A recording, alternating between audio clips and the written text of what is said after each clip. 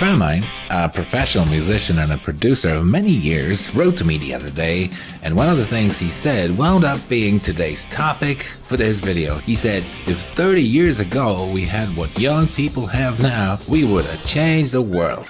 Right. So I decided to record this as my reply. Do artists have it better today?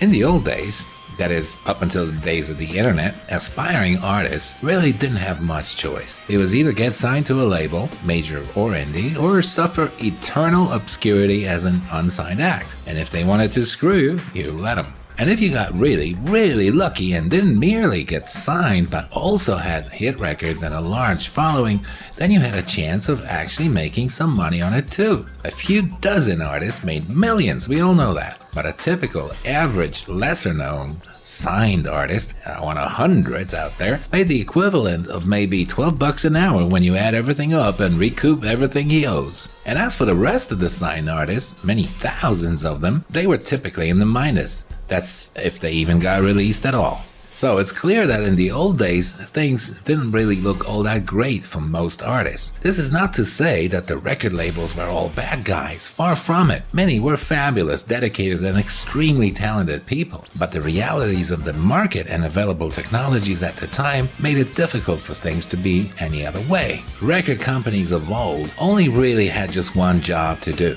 sell records, which included doing the A&R for their artists, recording them, manufacturing the records, distributing and publicizing them, all of which was of course recoupable from the artist's earnings, and that's it. Oh, and they also paid advances on the sales, which were also recoupable. For all that, they charged the artist anything between 80 and 95% of a typical retail price of a record, depending on the case and geographical location. Yeah, I know, there were 3 or 4 artists who had bigger cuts, so most labels back then didn't make anything on the artist's touring, merchandising, endorsements, or sponsorships, TV or movie appearances, also in some cases publishing.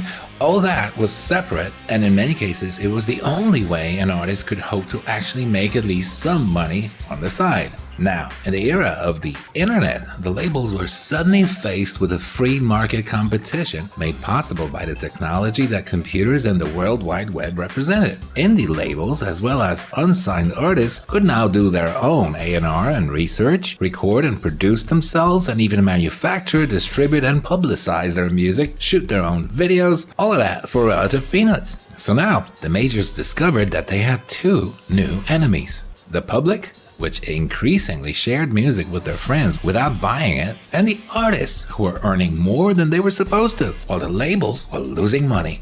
Rather than adapt to the new realities, the major music industry responded to this challenge in 2 ways. First, they sued the listeners for copyright violations and piracy. Next, they introduced the so-called 360 deals, which require that artists share all of their incomes, including, of course, touring, merchandising, sponsorships, TV and movie appearances, publishing, and so on, basing on the argument that if the labels didn't make the artist famous in the first place, there would be no way for them to make money from all those other things. I understand where they're coming from, but there are very powerful arguments against that position, which we can look at some other time. But the main problem with the 360 deal, of course, is that the record company might not have the optimal expertise in, say, organizing merchandising or TV appearances or any of the dozens of things it wants to cut from, but you still have to pay for it, even if it sucks. And the average rate for a typical signed artist on a 360 deal remains about $12 an hour once you count everything right up to full recoupment. But now he can't hope to improve on that with all those extra incomes that used to be his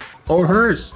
Leaving aside the fairness or otherwise of 360 deals, the problem is that it's just another heavy-handed, unimaginative, and blinkered solution concocted in an effort to maintain the status quo. Rather than embrace the free market of the internet, the majors fight it with all they've got, and surprise, surprise, they're always on shaky ground, while the indies are growing. That's because the trouble with the major record labels is that they're run by non-musicians and unimaginative suits who don't give a shit about music and only know how to conduct crony business. They hate to compete. If the government doesn't help them squash their competition, they cry like little girls. They're comrades who fancy themselves to be businessmen.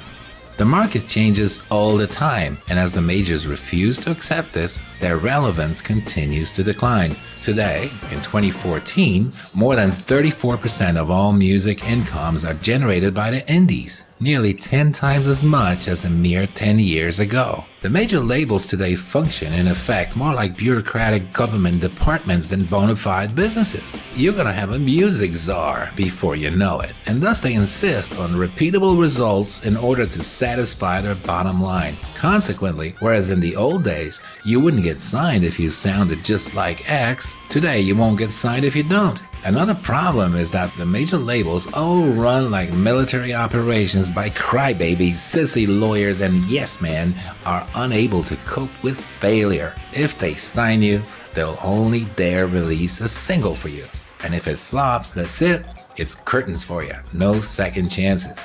None of the biggest artists of yesterday would have been launched today because almost none had a hit straight out of the gate. It took time to develop them. And that is why more and more artists no longer look for record deals and go their own way. Shockingly, many achieve a greater financial success, if not fame, than most signed artists. And their numbers are growing. They're beginning to awaken to the possibilities that parallel monetization strategies on the internet can offer. Most major labels don't like this new model because it means work and staying outside of their comfort zone. And rather than exploring these new possibilities, they much prefer to lobby the government for anti-free market restrictions. But it's not all roses either for the independents and unsigned artists. They don't have the bank that the majors do, and they often don't have the specific expertise in the dozens and dozens of areas that need to be addressed for a musical career to take off. They learn on the job and,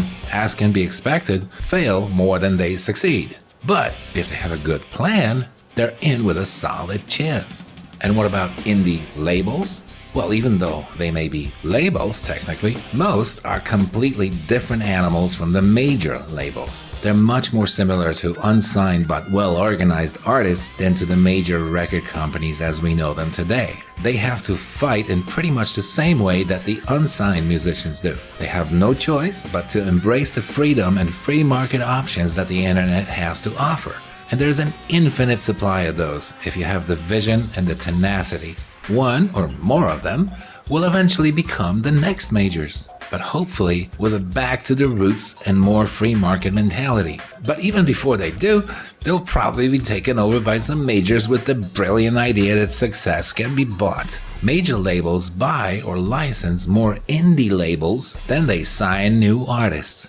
So, do the indies and unsigned artists have it better today? They don't usually have the expertise and the funding that the majors provide, and unless they're beautiful and near identical to an already existing hit artist, they're not about to get it. But what they do have is unprecedented freedom and affordable tools which give them a fighting chance and ability to be creative without restraints. They also have time for trial and error, and their contract with themselves doesn't end if their first release isn't a hit. So, what matters to you more? Having someone lead you by the hand and give you everything on a silver platter in exchange for your blind obedience and the contractually guaranteed life of perpetual fear that you can be dropped like a hot potato at any time they like and be prevented from looking for another deal for years? Or having the freedom to become your own record company and, if you're patient, persistent, and just moderately business savvy, earning a better living than almost any signed artist that you know? I think it's a no-brainer. You do have it better today, but you still have to have a solid work ethic, and you need to make a choice. You can be a sheep and try to be yet another Miley Cyrus, or you can live the dream of running your own label the way it's supposed to be run, with focus on artist development. Your artist, your label, your dream, you.